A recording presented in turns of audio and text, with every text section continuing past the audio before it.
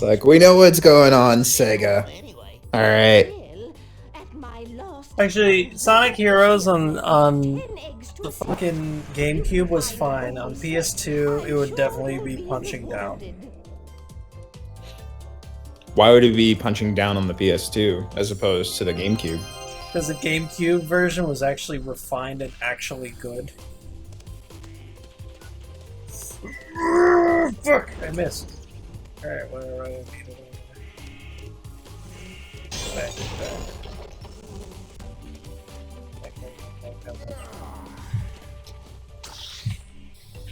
Feel free to browse Maybe my the other one of highway, these. Spyro, and spend.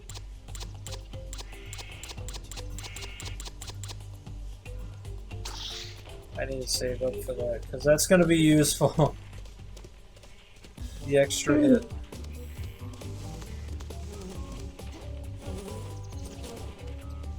Lock pick. Hey, light jam! Woo! Oh, I thought, okay, the other room, it almost sounded like the opener to fucking Orange YouTube. Orange YouTube? Yes. What is that?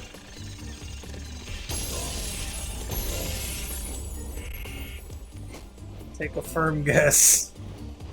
Orange YouTube. I guess. Oh. Took you a bit.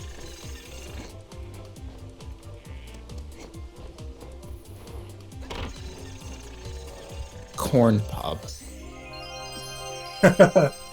Get yourself all kinds of popcorn. Get your kettle corn, unpopped popcorn, corn pub. Virgin kernel gets popped for the first time. Which I could don't mean like two things. I don't like this bit anymore. Feeling rather uncomfortable, uncomfy. One thing about this is, I like how the breath works in this game and not like in the old games. Because while there was more range in the older games, I like how this one. Well, it still kind of has its range. It's just odd, but I like how in this one you can continuously do it. Ow. Oh my god, you got shot out of the sky by a sniper. I can hit like more than one object with one bit of.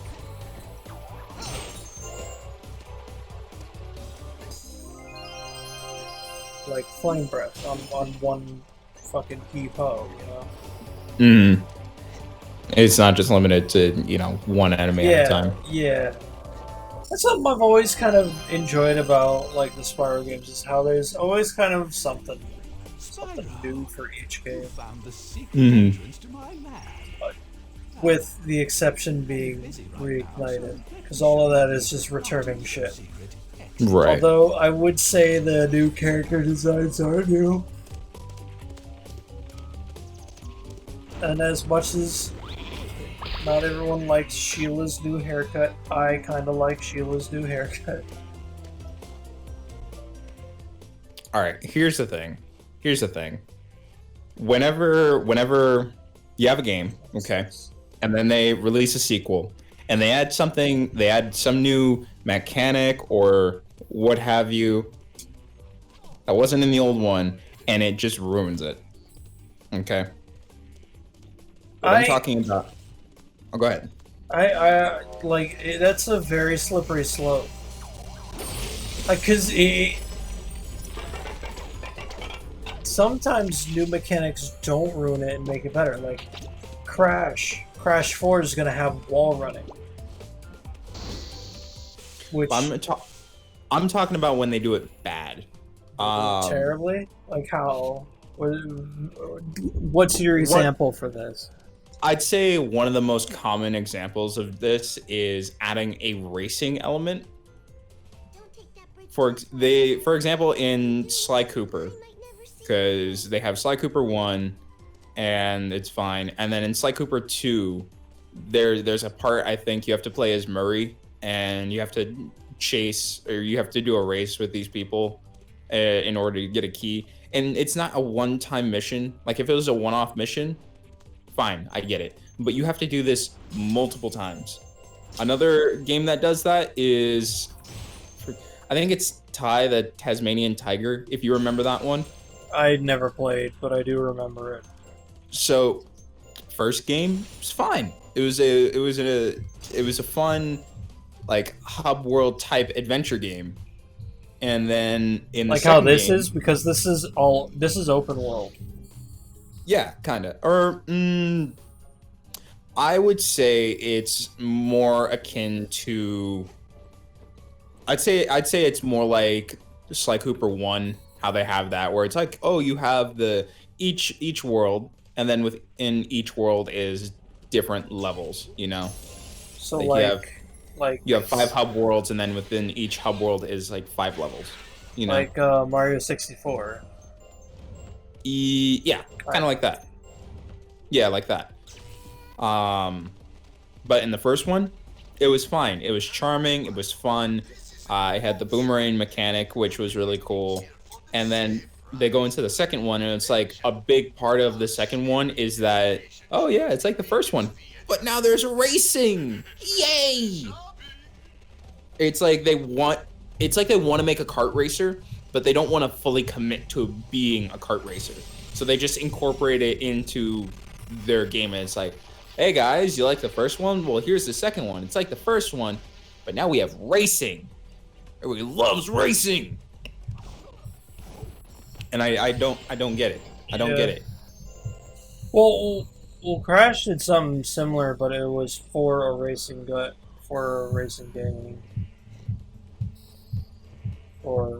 a racing game. Tag team racing.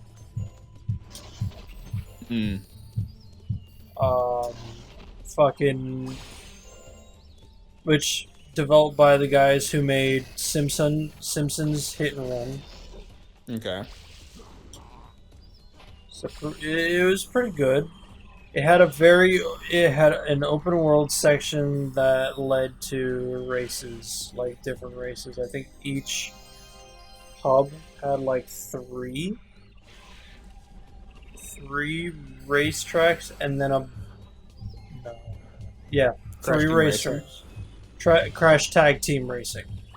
Okay, see, the thing with that one though, it fully committed to being a kart racer. It had an adventure aspect to it, but it was fully committed to being a kart racer. It's you know what Crash game did that? The whole racing aspect was part of it that happened multiple times. 3. And Crash was it Bandicoot fun? Warped. No. Exactly. Another one that did this. SpongeBob, Creature of the Krusty Krab. You remember that one? Yeah. I can never, like, okay, I played that game once. It's considered one of the worst SpongeBob games. Yeah, I would say so. Just because it feels so tedious. Because I remember I played it through the first time when it first came out, and I thought it was fine. And then each time I try and go back to it, it's like, oh, hey, I want to play a SpongeBob game. We have Creature of the Krusty Krab. Let's play that.